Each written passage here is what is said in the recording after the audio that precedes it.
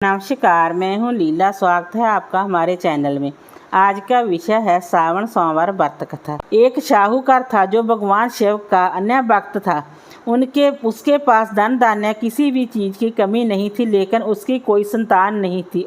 वह इसी कामना को लेकर रोज शिवजी भोलेनाथ जी के मंदिर जाकर दीपक जलाता था। उसके इस भक्ति भाव को देखकर एक दिन माता पार्वती ने भगवान शिवजी भोलेनाथ जी से कहा कि प्रभु, ये साहूकार आपका अनन्य भक्त है कि इसको किसी बात का कष्ट है तो आपको उसे अवश्य दूर करना चाहिए। शिवजी बोले कि हे पार्वती, इस साहूकार के पास पुत्र नहीं है, यह इसी से दुखी रहता है।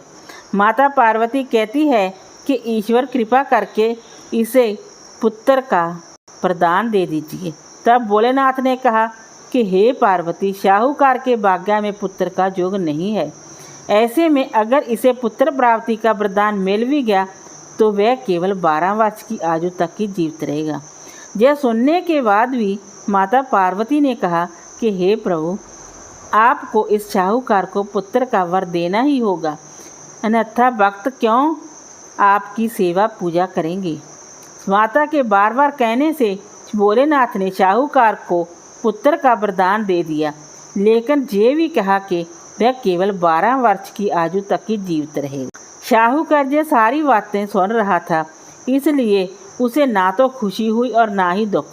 वह पहले की तरह ही भोलेनाथ की पूजा अर्चना करता रहा। उधर सठानी गर्भवती हुई और 9वें महीने उसे सुंदर से बालक की प्राप्ति हुई। परिवार में खूब हर्षोल्लास मनाया गया, लेकिन साहूकार पहले की तरह ही रहा और उसने बालक की 12 वर्ष की आयु का जिक्र किसी से भी नहीं किया। जब बालक की 11 वर्ष की आयु हो गई तो एक दिन साहूकार की स्थानी ने बालक के विवाह के लिए कहा, तो साहूकार ने कहा कि वह अभी बालक को पढ़ने के लिए काशी जी भेजेगा। इसके बाद उसने बालक के मामा जी को बुलाया और कहा कि इसे काशी पढ़ने के लिए ले जाओ और रास्ते में जिस भी स्थान पर रुकना वहाँ यज्ञ करते और ब्राह्मणों को भोजन कराते हुए आगे बढ़ना। उन्होंने भी इसी तरह करते हुए जा रहे थे।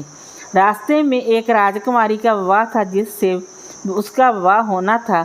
वह एक आँख से काना था। तो उसके पिता ने जब अति सुंदर साहूकार के बेटे को देखा तो उनके मन में आया कि क्यों न इसे घोड़ी पर बैठाकर शादी के सारे कार्य संपन्न करा ले जाएं। तो उन्होंने मामा से बात की और कहा कि इसके बदले में वह अथाह धन लेंगे। वह भी राजी हो। इसके बाद साहूकार का बेटा विवाह की वेदी पर बैठा और जब विवाह कार्य संपन्न हो गए तो जाने से पहले उसने राजकुमारी की चुनरी के पल्ले पर लिखा कि तेरा विवाह तो मेरे साथ हुआ है, लेकिन जिस कार के साथ भेजेंगे वह तो एक आँख से काना है। इसके बाद वह अपने मामा के साथ काशी के लिए चला गया। उधर जब राजकुमारी ने अपनी चुनरी पर जब लिखा हुआ पाया तो उसने राजकुमार के साथ जाने से मना कर दिया। तो राजा ने अपनी पुत्री को बारात के साथ विदा नहीं किया। बारात वापस लौट गई। उधर मामा और भांजा काशी पहुंच गए थे। एक दिन जब मामा ने जाग रचा था तो भांजा बहुत देर तक बाहर नहीं आया। तो मामा ने अंदर जाकर देखा तो भांजे के प्राण निकल चुके थे। वे बहुत परेशान हुए, लेकिन सोचा कि अभी रोना पीटना मचाया तो ब्राह्मण चले जाएंगे और यज्ञ का कार्य अधूरा रह जाएगा। अब यज्ञ संपन्न हुआ तो मामा ने रोना पीटना शुरू किया। उसी समय शिव पार्वती उधर से आ रहे थे। तो माता पार्वती ने शिवजी से पूछा, हे प्रभु, ये कौन रो रहा है? तभी उन्हें पता चला कि ये तो भोलेनाथ के आशीर्वाद से जन्मा साहूकार का पुत्र है। तब माता पार्वती कहती है कि हे स्वामी, इसे जीवित कर दें, अन्यथा रोते रोते इसके माता पिता के प्राण निकल जाएंगे। तब भोलेनाथ ने कहा कि हे पार्वती, इसकी आयु इतनी ही थी, सो वह भोग चुका। लेकिन माँ के बार बार आग्रह करने पर भोलेनाथ ने उसे जीवित कर दिया।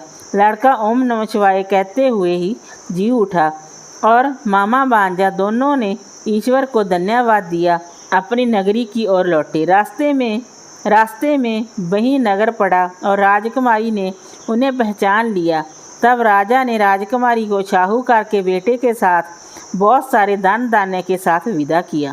उधर साहूकार और उसकी पत्नी छत पर बैठे थे। उन्होंने जय प्रण कर रखा था, यदि उनका पुत्र कुशल ना लौटा तो वह छत से कूदकर प्राण दे देंगे। तभी लड़के के मामा ने आकर शाहूकार के बेटे और बहू के आने का समाचार सुनाया, लेकिन वे नहीं माने तो मामा ने शापतपूर्वक कहा। तब तो दोनों को विश्वास हो गया और दोनों ने अपने बेटे बहू का स्वागत किया। उसी रात शाहूकार को सपने में शिवजी भोलेनाथ जी ने दर्शन दिया और कहा कि तुम्हारे पूजन से मैं बहुत प्रसन्न हूँ। इसी प्रकार जो भी व्यक्ति इस कथा को पढ़ेगा या सुनेगा उसके समस्त दुख कष्ट दूर हो जाएंगे और मनोवांछित सभी मनोकामनाओं की पूर्ति होगी। वीडियो अच्छी लगी हो तो लाइक कीजिए, शेयर कीजिए, सब्सक्राइब कीजिए। Thanks for watching this video.